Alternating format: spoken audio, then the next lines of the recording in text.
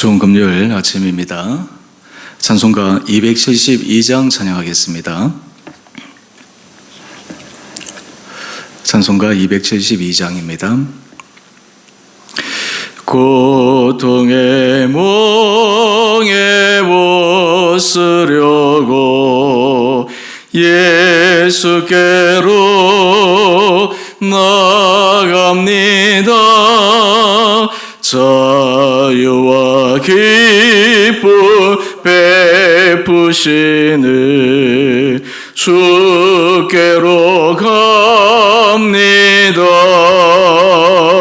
병든 내 몸이 튼튼하고 빈궁한 삶이 부해지며 죄악을 벗어버리려고 주께로 갑니다. 낭패와 실망 당한 뒤에 예수께로 나갑니다. 십자가 은혜 받으려고 주께로 갑니다. 슬프던 마음 위로받고 일생의 풍파 잔잔하며 영광의 찬송 부르려고 주께로 갑니다. 교만한 마음을 내버리고 예수께로 나갑니다. 복되신 말씀 따르려고 주께로 갑니다. 실망한 이 몸 힘을 얻고 예수의 크신 사랑받아 하늘의 기쁨 맛보려고 주께로 갑니다. 죽음의 길을 벗어나서 예수께로 나갑니다. 영원한 집을 바라보고 주께로 갑니다. 멸망의 포극에 연하와 평화의 나라 다다라서 영광의 주를 배우려고 주께로 갑니다.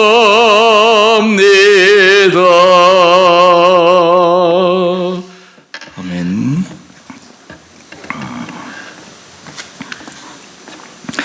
오늘 말씀은 마가복음 14장 53절에서 65절까지입니다.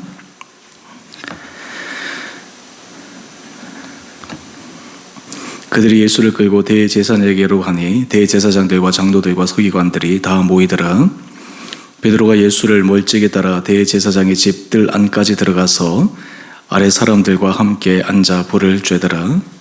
대제사장들과 온 공회가 예수를 죽이려고 그를 칠 증거를 찾되 얻지 못하니 이는 예수를 쳐서 거짓 증언하는 자가 많으나 그 증언이 서로 일치하지 못함이라. 어떤 사람들이 일어나 예수를 쳐서 거짓 증언하여 이르되 우리가 그의 말을 들으니 손으로 지은 이 성전을 내가 헐고 손으로 짓지 아니한 다른 성전을 사흘 동안에 지으리라 하더라 하되 그 정언도 서로 일치하지 않더라.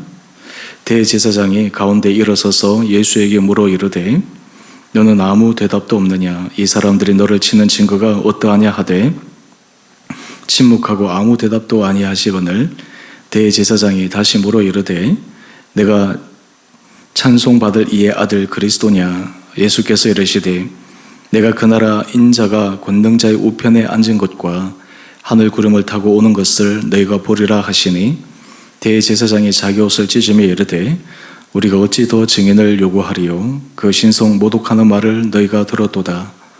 너희는 어떻게 생각하느냐 하니 그들이 다 예수를 사형에 해당한 자로 정죄하고 어떤 사람은 그에게 침을 뱉으며 그의 얼굴을 가리고 주먹으로 치며 이르되 선지자 노릇을 하라 하고 하인들은 손바닥으로 치더라. 아멘. 좋은 금요일 아침입니다. 하나님께서 여러도 우리 사랑하는 성도님들 10년 가운데 성령의 은혜를 부어주셔서 하나님 앞에서 우리의 삶이 더 믿음 안에 온전한 길로 걸어가는 귀한 걸음걸음 되시기를 원합니다.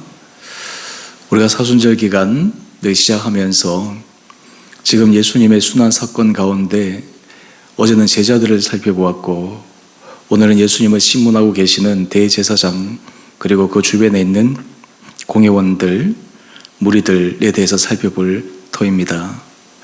이 모습들을 볼 때마다 인간의 죄성과 이중성과 참 비열함을 발견할 수 있습니다. 우리가 이 사람들을 묵상하면서 어떻게 이룰 수 있을까라고 하는 제3자적 입장에서 이 사람들을 바라보는 것이 아니라 이 사람들의 모습의 속성들이 바로 우리의 속성임을 고백하고 주님 앞에서 그 모습을 우리가 깨닫게 된다면 하나님 앞에서 새로운 은혜의 문이 열리는 귀한 시간이 되리라 생각합니다. 오늘 본문 말씀을 보면 예수님을 잡아서 대제사장에게로 끌어갑니다. 여기에는 당시 내노라 하는 사회 지도층 인사들이 다 모여 있습니다. 장로들과 서기관들이 모입니다. 공회는 우리나라로 얘기하면 가장 최고의 입법기관처럼 이 공회에서 당시 나라의 중요한 일들을 결정하고 협의하고 판단하는 기구입니다. 그러니까 그 어떤 기구보다 가장 공명정대해야 하고 객관적이어야 하고 그리고 전체 민심을 살필 수 있어야 하고 역사 앞에서 부끄럽지 않은 일을 해야 하는 중요한 자리입니다. 그런데 이 공회에서 일어난 일을 우리가 한번 보십시다. 55절 말씀을 보면 대제사장들과 온 공회가 예수를 죽이려고 그를 칠 증거를 찾되 여러분 이 말씀을 통해서 우리는 의문이 듭니다.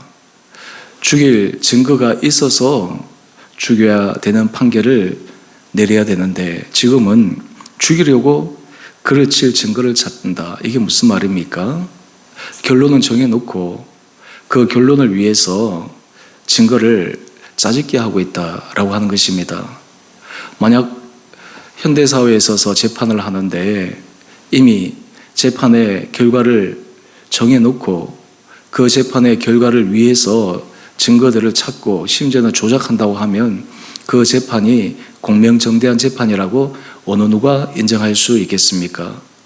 물론 힘 있는 사람에 의해서 그러한 재판을 강행하게 된다면 그때는 뒤집을 수 없지만 결국 역사 앞에서 그 진실이 드러나는 때가 오게 되어 있습니다.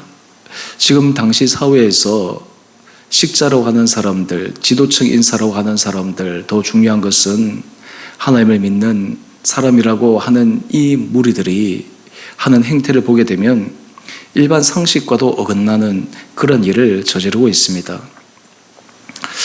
제가 장신대 다닐 때 설교학 교수님이셨던 정장복 교수님이 돌아가셔서 지금 빈소가 마련되었습니다. 이분이 생전에 후배들 그리고 제자들에게 남긴 유언과 같은 메시지 가운데 자신의 일화를 소개를 했습니다. 자신의 스승님이신 박형룡 목사님이 계신데 이분은 총신 출신의 보수신학의 대부라고 할 수 있습니다. 이분이 늘 강조하는 것이 사람이 먼저 되십시오 라고 하는 것이었다라고 하는 것입니다. 우리는 언뜻 이해가 되지 않습니다. 우리는 그리스도인, 신앙인, 믿음인 이것이 더 중요한데 어떻게 사람이 먼저 되라고 하느냐. 한편으로 생각해 보면 그 말도 일리가 있습니다. 그렇지, 사람이 먼저 되어야지. 아무리 믿음이 좋다고 하면서 일반 기본 상식에 맞는 사람으로서 행동, 사람으로서 해야 할 말 이런 것들을 제대로 하지 못한다면 사실 신앙이라고 하는 것이 다른 사람들에게 거짓으로 비춰질 수도 있지 않겠습니까? 그렇다면 사람이 된다라고 하는 것을 우리는 신앙적으로 어떻게 풀어 설명할 수 있을까요?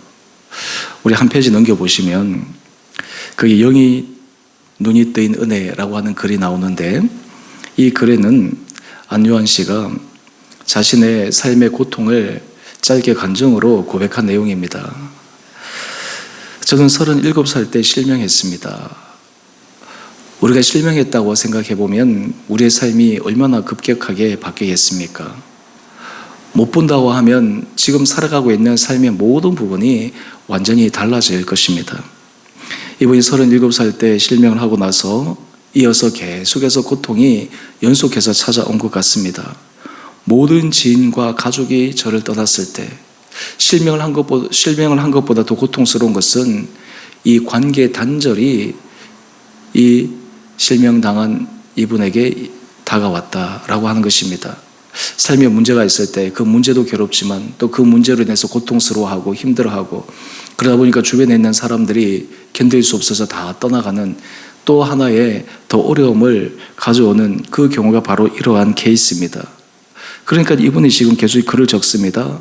오dom수에서 홀로 있다 보니까 머릿속에 생각하는 것은 죽음밖에 없었다라는 것입니다. 여러분, 사람이 극심한 고통 가운데 있으면 이런 생각은 자연스럽게 일어납니다. 내가 죽으면 모든 것이 끝날 텐데 사람이 이런 생각을 하지 말아야 되지만 그런 생각을 하지 않을 수가 없습니다. 혼자 있을 때 특히 힘든 가운데 머릿속에 생각이 긍정적인 생각, 좋은 생각, 행복한 생각을 떠올리기보다는 안 좋은 생각, 부정적인 생각, 파멸의 생각 이런 것이 음습해 오기 때문에 더 고통스러운 것입니다. 그래서 이분은 정말 죽을 여러 가지 방법과 시도를 한 것 같습니다. 그런데 생명도 사실 어떻게 사람이 마음대로 할 수 있겠습니까? 하나님께서 도우셨는지 이분을 살리신 것 같습니다. 그런데 우리 그 다음 첫 번째 단락 밑에서 두 번째 문장을 한번 보십시다. 그때 성령께서 도우셨는지 제 마음속에 과거의 잘못된 삶이 떠올랐습니다. 그리고 이어서 얘기합니다. 생각해보니 제 삶은 죄로 뭉쳐진 것과 같았습니다. 저는 이 대목을 읽으면서 박형룡 교수님이 사람이 되라라고 하는 그 말과 연관시켜서 우리 그리스도인들이 정말 인간으로서 사람이 된다라고 하는 가장 첫 번째 출발점이 무엇일까? 바로 그것은 우리 자신이 내가 하나님 앞에서 얼마나 죽을 수밖에 없는 죄인인가 라고 하는 것을 깨닫고 고백하는 것입니다. 우리는 흔히 마치 스스로가 의인인 것처럼 행세하며 살아갈 때가 많습니다. 내가 의인인 것처럼 다른 사람을 판단합니다. 다른 사람을 비판합니다. 그리고 내 의견을 관철시키기 위해 주장합니다. 이것은 우리 안에 내가 의롭다라고 하는 자신의 아집과 교만이 담겨 있기 때문에 그러한 것입니다. 우리가 하나님 앞에서 진정한 사람이 된다라고 하는 것은 어떤 의미일까요? 하나님, 저는 죄인입니다. 이것은 우리 자신의 자존감을 깎아내리는 것이 아닙니다. 우리의 삶의 본질을 하나님 앞에서 인정하는 것입니다. 놀라운 것은 하나님 앞에 우리가 죄인입니다 라고 이 고백을 할 때 하나님이 그래 너는 죄인이지 죄인으로 살아 이렇게 말씀하시는 것이 아닙니다. 우리가 하나님 앞에 죄인이라고 고백하는 그 고백이야말로 우리 안의 죄성과 우리 안에 그 본성의 깊은 하나님 앞에서 버려져야 될 것들이 온전히 수면 위로 떠올라서 하나님, 내가 정말 하나님 앞에서 온전한 믿음의 길을 걸어가기를 원합니다. 여러분, 이것이 우리 신앙생활을 하나님의 은혜 가운데 살아갈 수 있는 중요한 자세가 됩니다. 내가 죄인이라고 하는 것을 잊어버릴 때 우리는 신앙생활에 문제가 늘 일어나기 마련입니다. 우리는 사순절 기간을 보내면서 왜 예수님이 십자가에 달려 돌아가셔야만 했습니까? 만약 우리가 죄인이 아니라면, 또 우리가 저지른 과거의 죄악이 그저 우리가 쉽게 해결하고 처리할 수 있는 문제라면 왜 예수님께서 십자가에 돌아가셔야만 했던 것입니까? 여러분은 내가 정말 죄인입니다 라고 하는 이 고백으로 가슴을 치며 통회하며 울며 하나님 앞에 은혜 자리로 나가신 적이 있습니까? 이것은 과거의 한 시점만 그런 것이 아니라 우리가 하나님 앞에서 우리의 모습을 깊게 들여다보고 하나님 앞에서 정직하게 우리 마음을 내비칠 때마다 주님, 그렇습니다. 저는 죄인입니다. 바로 제가 그러합니다. 오늘 본문에 나오는 대제사장들과 공회에 모인 사람들, 정말 죄인의 모습이 그대로 고스란히 드러나고 있습니다. 겉으로는 의롭고, 겉으로는 공명정대하고, 겉으로는 사람들에게 환심을 사는 리더십의 자리에 있지만 그들의 속마음은 회칠한 무덤과 같습니다. 예수를 죽이기 위해서 정해놓은 목적을 위해서 증거를 찾는 것입니다. 그들이 예수님을 죽이기 위한 결단을 내린 이유가 무엇입니까? 자신의 지위가 위협받기 때문입니다.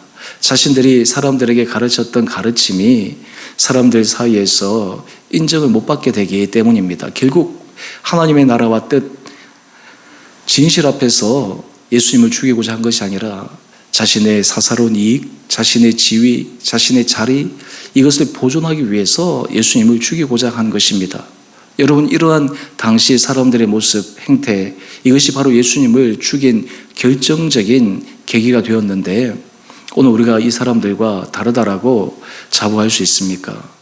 어제 우리는 제자들의 모습을 통해서 우리의 모습을 함께 묵상을 했는데 바로 이 대제사장들과 함께 모인 공회원들, 이분들이 바로 오늘 우리들의 모습과 어떻게 이룰 수 있을까? 우리가 그것을 바라보기 시작한다면 우리 안에는 새로운 은혜가 들어올 수 있습니다. 하나님 앞에서 정말 한 차원 높은 삶의 문제를 해결해 나갈 수 있게 됩니다.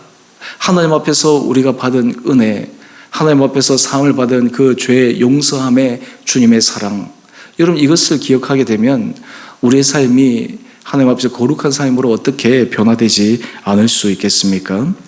문제는 거짓 증언으로 예수님을 죽이려고 하는데 서로 증언이 일치하지 않는 것입니다.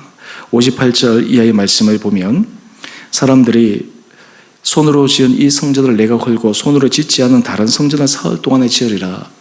이것도 빌미를 제공할 만한 예수님의 참 사람들이 오해받을 만한 발언인데요, 이 증언도 서로 일치하지 않는 거예요. 대제사장이 거짓 증언들을 빨리빨리 모아서 예수님에 대한 판결을 내려야 되는데 서로 일치하지 않으니까, 형식은 따라야 되니까 드디어 대제사장이 났습니다. 60절의 말씀을 한번 보실까요? 예수에게 물어 이르되 너는 아무 대답도 없느냐? 이 사람들이 너를 치는 증거가 어떠하냐? 본인이 인정하는 증거를 가져와야지 그래도 사람들에게 명목상으로 죽일 수 있는 명분을 만들어낼 수 있는 것이 아닙니까? 이때 이 대제사장의 다음 질문이 참으로 교묘합니다. 61절 말씀을 한번 보십시다. 대제사장이 다시 물어 이르되 내가 찬송받을 이의 아들 그리스도냐? 여러분, 이 질문은 지금 예수님이 답하지 않을 수도 없고 답하면 굉장히 난감한 상황에 빠질 수밖에 없는 그러한 질문입니다. 이것은 예수님을 함정에 빠뜨리려고 하는 올무를 놓는 그러한 질문입니다. 사실 관계를 다투는 질문이 아닙니다. 진위를 확인하는 질문이 아닙니다. 이미 자신이 결론을 짓고 그 결론으로 몰아가기 위해서 예수님께 말씀하시는 것입니다. 질문하는 것입니다. 물론 예수님도 평상시 같았다면 정말 지혜롭게 다른 방법으로 이 질문을 피해갈 수 있었지만 이미 예수님은 이 순환의 길, 십자가의 길이 본인이 이 땅 가운데 해야 될 사명의 길이라는 것을 알았기에 이 대제사장의 질문 앞에 침묵하던 예수님이 입을 열어 말씀하십니다. 62절 말씀입니다. 내가 그 나라 인자가 권능자의 우편에 앉은 것과 하늘 구름을 타고 오는 것을 너희가 보리라. 지금 예수님께서 말씀하시는 거예요. 지금 바로 대제사장 당신이 얘기하는 내가 찬송받을 이 아들 그리스도냐, 그러니까 하나님의 아들 그리스도냐라고 하는 이 질문에 그렇다라고 시인하는 답변입니다. 그랬더니 63절 말씀을 한번 보십시다. 대제사장이 자기 옷을 찢으며 이르되 우리가 어찌 더 증인을 요구하리요. 저는 이러한 장면들이 참 얼마나 가식적으로 느껴지는지, 얼마나 위선적으로 느껴지는지, 정말 인간의 이 추함의 악함이 어떻게 극에 달할 수 있는지를 이 대제사장의 모습을 통해서 확인할 수 있습니다. 오늘 그러면서 그들이 얘기합니다. 이 신성 모독하는 말을 너희가 들었도다. 너희는 어떻게 들었느냐? 주변의 사람들에게 물어요. 그랬더니 그들이 다 예수를 사형에 해당한 자로 정죄합니다. 여러분, 한 리더십에 있는 사람이 잘못된 생각을 하면 그게 따르는 주변에 있는 사람들과 또 따르는 무리들은 똑같이 잘못된 판단과 실수를 할 수밖에 없습니다. 지금 이 종교 지도자라고 하는 이분이 하나님의 뜻을 따라가야 될 사람이 하나님의 뜻을 거스르는 행위를 하게 되니까 그 주변에 있는 모든 사람들이 바로 하나님을 거스르는 행동을 하게 됩니다. 그 다음 우리 말씀을 한번 볼까요? 65절 말씀인데요. 어떤 사람은 그에게 침을 뱉으며 그의 얼굴을 가리고 주먹으로 추며 이르되 선지자 노릇을 하라 하고 하인들은 손바닥으로 치더라. 여러분, 여기서 어떤 사람이 침을 뱉고 하인들은 손바닥으로 치는데 이것은 실제로 제사장이 하는 행위와 동일합니다. 그런 길을 열어놓았을 뿐이에요. 자기 손에 피를 묻히지 않기 위해서 자신은 거룩한 자리에 있는 것처럼 하지만 실제로는 이런 일들이 일어나도록 방조하고 방치해버린 것입니다. 여러분, 이것이 바로 당시 대제사장이라고 하는 사람의 행태요 모습입니다. 우리가 이 모습을 보면 마음속에 의문이 일어나기도 하고 어떻게 인간으로서 이럴 수 있을까? 사람이 먼저 되어야지 라는 생각을 할 수 있지만 여러분, 바로 이 모습이 우리들의 모습입니다. 저는 사순절 기간을 보내면서 하나님 앞에서 이 인간의 죄성의 모습을 바로 우리 안에서 발견할 수 있는 그 은혜가 저와 여러분들 가운데 있게 되기를 원합니다. 때로 우리 삶에 문제가 생깁니다. 어려움이 생깁니다. 그런데 그 어려움과 문제는 우리로 하여금 하나님 앞에 나가 기도할 때, 특별히 우리가 하나님 앞에서 얼마나 부족한 자인지를 깨닫는 귀한 은혜의 시간일 수도 있습니다. 그것을 통해서 우리가 한 단계 주님 앞에 더 깊은 믿음의 자리로 나간다면 우리의 삶은 정말 새로운 차원으로 한 단계 도약할 수 있으리라 생각합니다. 우리가 사순절 기간을 보내면서 다른 사람 앞에서가 아니라 정말 하나님 앞에서 우리의 모습을 정직하게 들여다봅시다.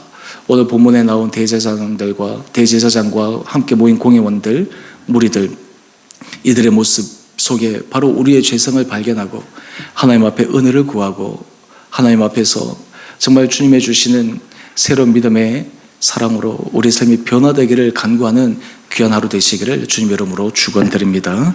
함께 기도하겠습니다. 사랑의 주님, 참으로 감사합니다. 예수님의 순환 사건들을 묵상하면서 여기에 관련된 여러 사람들의 모습 속에 그 안에 죄성과 참 사람으로서 하지 말아야 될 그런 행위들을 하는 모습들을 바라보며 때론 우리가 손가락질하고 또한 판단할 수 있지만 바로 이러한 인간의 죄성의 모습이 우리에게도 있음을 주님 앞에 고백합니다. 사순절 기간을 보내면서 우리에게 하나님 앞에 정직한 이 믿음의 고백, 내가 죄인입니다. 내가 죽을 수밖에 없는 죄인입니다.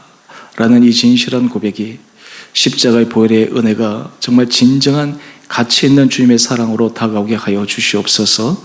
우리 주원오교회를 주님 축복하여 주셔서 우리 온 사랑하는 성도들이 정말 이 하나님의 은혜 자리에 서게 하여 주시옵소서.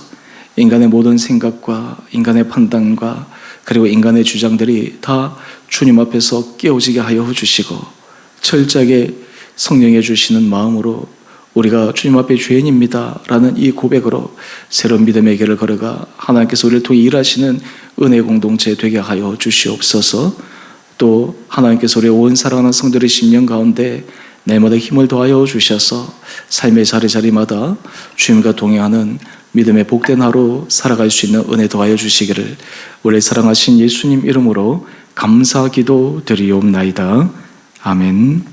하늘에 계신 우리 아버지의 이름을 거룩하게 하시며 아버지 나라가 오게 하시며 아버지의 뜻이 하늘에서와 같이 땅에서도 이루어지게 하소서. 오늘 우리에게 일용할 양식을 주시고 우리가 우리에게 잘못한 사람을 용서하여 준 것 같이 우리의 죄를 용서하여 주시고 우리를 시험에 빠지지 않게 하시고 악에서 구하소서. 나라와 권능과 영광이 영원히 아버지의 것입니다. 아멘. 오늘도 믿음으로 승리하시는 복된 하루 되시기를 바랍니다.